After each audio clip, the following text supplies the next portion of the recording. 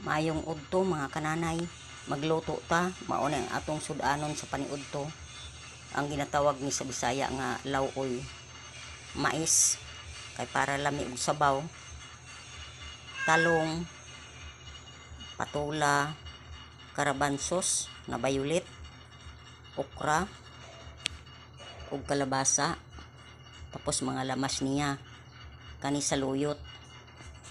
Lawuyo nato ni mga kananay, tapos butangan og kaning hipon, kantong pino ba, ug sa Bisaya kalkag.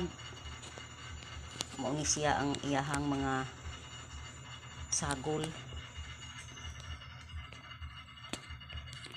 Ako paning sliceon pagkatapos magluto nako mga kananay.